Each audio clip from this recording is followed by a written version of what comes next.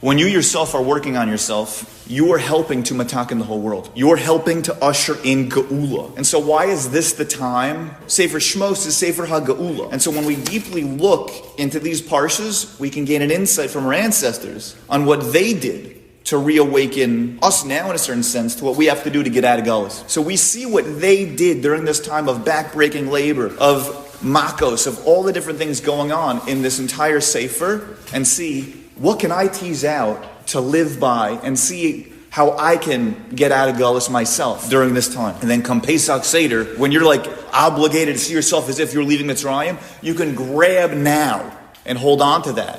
And not just do some dance around the Seder table pretending, but actually like realistically live it and feel it. The Nesiv Shalom in Parshas Yisro, he has a beautiful piece called Shabbos Kabbalas HaTorah, or if you're Sephardi, Shabbat Kabbalat HaTorah. And there he says something fascinating.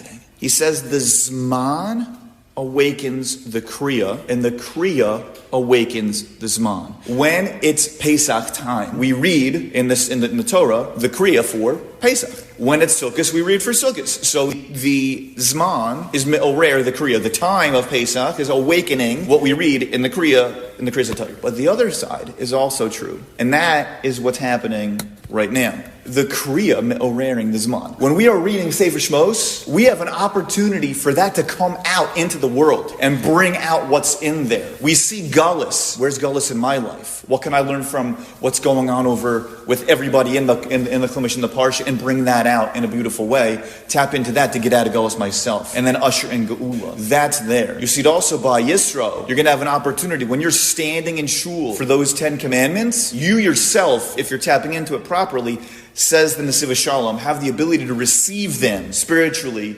anew. And it's a beautiful thought as we're going through this Zman of Shovavim. When the Jews are not in Eretz Yisrael, we're not there. But at the same time, what about a Yid being in a place that he or she should not be? Sometimes we're on our phones, and they do have a filter, and I'm going to the news, but there's that advertisement that pops up, or whatever it might be. Are we always, as Yidden, in the places we should be? Shovavim is a time to be tapping into that. Shovavim is a time to be understanding, what are my eyes looking at? Where am I actually physically going? If I'm working in New York and there's billboards everywhere, am I doing my best to guard my eyes? Or am I in Galus, in a certain sense? So we know generally when a thing is out of place, the easiest answer is when the Yidden are not in Eretz Yisrael. But it's deeper than that. And you have to make sure that proactively we're going into places that we really should be.